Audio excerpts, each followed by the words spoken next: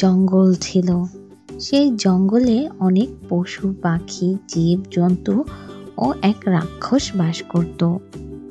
রাক্ষসটা ছিল খুব দুষ্ট। সে কোনো খাবার শিকার করত না, বনের পাখিদের ডিম চুরি করে খেত। তার যন্ত্রণায় সব পাখিরা অতিষ্ঠ হয়ে যেত। এভাবে বনের সব জীবজন্তু কষ্টে দিন পার করতে লাগলো। হঠাৎ একদিন রাক্ষসীর খুব খিদে পেল। তারপর সে হাউ মাউ করে চিল্লাতে চিল্লাতে বনের ভিতরে পাখির বাসা খুঁজতে লাগলো। রাক্ষসটা খুঁজতে খুঁজতে একটা কাকের বাসা দেখতে পেল। এই যে ওই গাছে একটা কাকের বাসা দেখতে পাচ্ছি, যাই দেখি বাসাতে ডিম আছে নাকি। কাকের ডিম বড় বড় হয়, খেতে অনেক মজা হবে। হা হা হা হি হি হি হা হা হা হা হা। এই বলে রাক্ষস কাকের বাসার কাছে গেল।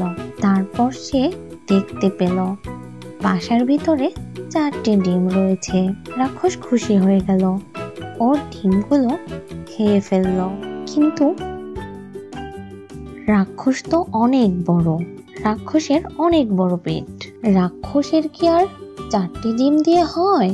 তারপর রাক্ষসটা ঘুরে ঘুরে আরো ডিম খুঁজতে লাগলো। খুঁজতে খুঁজতে রাক্ষসটা এক অজগর সাপের গুহার সামনে গেল। হা হা হা হি হি হি, অজগরের গুহায় এসেছি। দেখি ভিতরে কোনো ডিম আছে নাকি। অজগর সাপের ডিম, ও কি মজা! হা হা হা হা হা, কি মজা হবে! বড় বড় ডিম, কয়েকটা খেলেই পেট ভরে যাবে। খুশিতে রাক্ষস অজগর সাপের গুহার ভিতরে ঢুকলো। তারপর সে দেখলো অজগর সারি সারি করে 11টি ডিম পেড়ে রেখেছে। এগুলো দেখে রাক্ষস তো মহা খুশি। রাক্ষস মনে মনে ভাবলো, সব কয়টা ডিম যদি আমি খাই তাহলে আমার আর 7 দিন খেতে হবে না। তারপর সে একে একে করে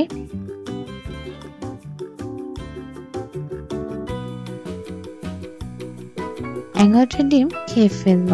রাক্ষসটার অনেক পেট ভরে গেল।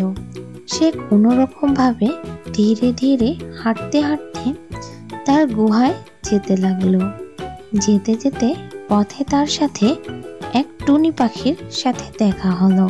রাক্ষস দাদা, রাক্ষস দাদা, আপনার কি হয়েছে? আপনি হলেন বনের সব থেকে শক্তিশালী রাক্ষস। আপনার আবার কি হলো? আপনি এমন করে ধীরে ধীরে হাঁটছেন কেন? টুনির কথা শুনে রাক্ষস ভাবলো, ঠিকই তো, জঙ্গলের সবাই আমাকে দেখে ভয় পায়। টুনি বেশি খেয়ে ফেলেছে বলে হাঁটতে কষ্ট হচ্ছে।